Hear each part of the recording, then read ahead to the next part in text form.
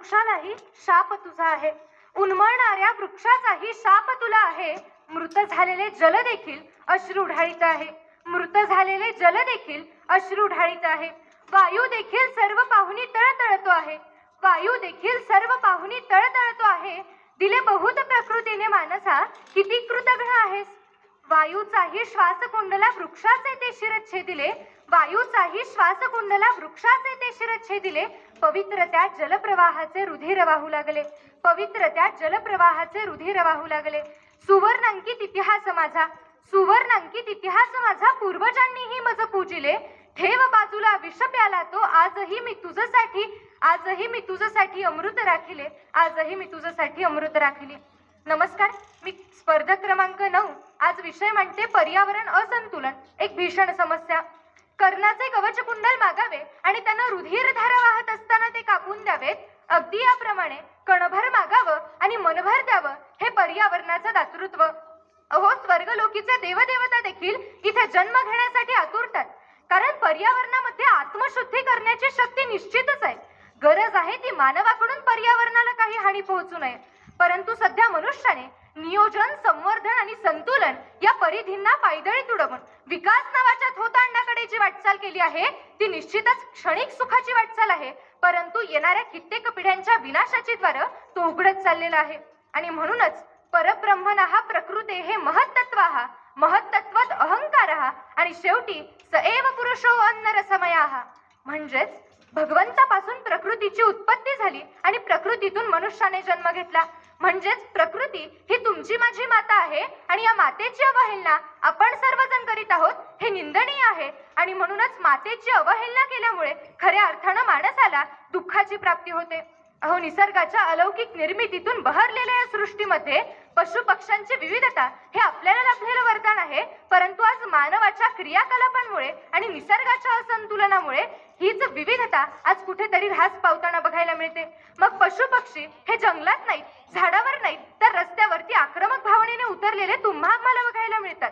आणि म्हणूनच एकीकडे पर्यावरण विषयी अनेक मतं मांडली जातात, तर दुसरीकडे पर्यावरण अभ्यासक युवराज पाटील असं म्हणायला लागतात की इथल्या 2 महायुद्धांच्या चिता या फक्त पर्यावरणामुळे विझल्या होत्या, परंतु आता जर 3रं महायुद्ध झालं तर त्याच्या चिता या फक्त पर्यावरण असंतुलनामुळे पेटल्याशिवाय राहणार नाहीत, कारण पर्यावरण असंतुलन ही खऱ्या अर्थाने एक भीषण समस्या म्हणून जगापुढे प्रश्न बनून उभी आहे. मग याच पर्यावरणाच्या असंतुलनामुळे आपल्या प्राणवायूचे संयुग असलेला, तसेच पृथ्वीची कवचकुंडले म्हणून ओळखला जाणारा ओझोनचा थर कमी होताना दिसतोय.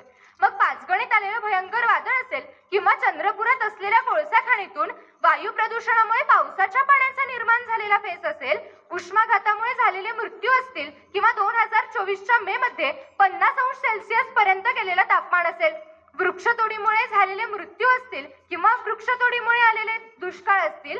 2016 मध्ये लातूरमध्ये एवढा भयंकर दुष्काळ झाला की अगदी आगगाडीने पाणी आणावे लागले.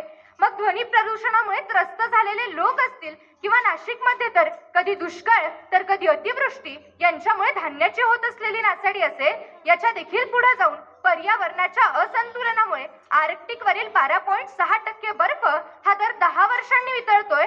आणि या सगळ्या समस्यांचा विचार करता मानवच मानवांच्या समस्यांना कारणीभूत आहे असं कुठेतरी निष्कर्ष निघून दिसून येतो. मग पर्यावरणाचा ऱ्हास करीत पर्यावरणाच्या राखीच्या ढिगाऱ्यावर पोहोचून जर मानवाला हिमशिखरावर पोहोचल्यासारखं वाटत असेल तर मनुष्याची वाटचाल ही कुठेतरी विनाशाच्या दिशेने चालली आहे. अहो, इसवी सन 1776 साली प्रसिद्ध झालेल्या an enquiry to the nature and causes of youth of nation नावाच्या ग्रंथामध्ये ॲडम स्मिथ असं म्हणतात की पाण्या वाचून माणूस तडफडतो तरीही पाण्याला कवडीचीही किंमत नाही, परंतु हिरा हा अजिबात उपयोगाचा नसून तरीही हिरा अनमोल गणला जातो. आणि याच वेळी मानवीय प्रकृतीचा क्रूर विरोधाभास तुम्हा आम्हाला बघायला मिळतो. मग वृक्षतोड असेल, वायू प्रदूषण असेल, जलप्रदूषण असेल, औद्योगिकीकरण असेल, शहरीकरण असेल अथवा आधुनिकीकरण असेल, या सगळ्या पर्यावरणाच्या असंतुलनाच्या समस्यांचं मुख्य कारण मला वाटायला लागतात. आणि मग पर्यावरणाचं संरक्षण करण्यासाठी आधी संरक्षण ही संकल्पना तुमच्या माझ्या लक्षात येणं नितांत गरजेचं आहे. मग पर्यावरणाच्या प्रदूषणापासून आणि ऱ्हासापासून संरक्षण करण्याच्या पद्धतींचा अवलंब करणं ही काळाची गरज ठरते, कारण पर्यावरण ही तुमची माझी जबाबदारी आहे. मग आपल्या घरातील कचरा हा आपल्या धरती मातेच्या अंगावर न फेकता त्याच्या पुनर्वापराला पाहिजे. मग पुनर्वापराला प्रोत्साहन देणं गरजेचं ठरतं. मग गाडगे बाबांनी हातामध्ये झाडू घेऊन ग्रामस्वच्छता केली. आज आपण कोणीही हे करू शकणार नाहीत हे निश्चितच आहे, परंतु आपण पर्यावरण संवर्धनाचे विविध कायदे आणि नियम अंमलात आणायला हवेत. मग जीवाश्म इंधनांचं अवलंबन कमी करून वायू ऊर्जा, सौर ऊर्जा, जलविद्युत ऊर्जा यांचा अवलंब करायला हवा. पाणी बचत तंत्राची अंमलबजावणी करणे ही तर काळाची गरजच ठरते. अहो, रखरखत्या उन्हाळ्यामध्ये आपल्याला शीतल सावली देणाऱ्या वृक्षांची तोड आपण थांबवली पाहिजे.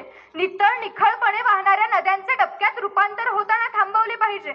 मग प्लास्टिकचा वापर आपण कमी करायला पाहिजे. तसेच रिकार्डोचे पर्यावरण विषयक तसेच खंड विषयक धोरण आपण अंमलात आणायला पाहिजे. माती प्रदूषणाचे प्रश्न हे पर्यावरण ऱ्हासाच्या काळ्याकुट्ट प्रवासाची साक्ष देतात आणि यावरूनच गोदा शुद्धीकरण योजना असेल तसेच गॅम्बिया प्रकल्पाने किनारपट्टीची धूप, पूर हे यांचा सामना करण्यास महत्वाची भूमिका साकारली. आणि यावरून मला खऱ्या अर्थानं असं वाटायला लागतं की या सगळ्यातच कुठंतरी माणूस चुकतोय.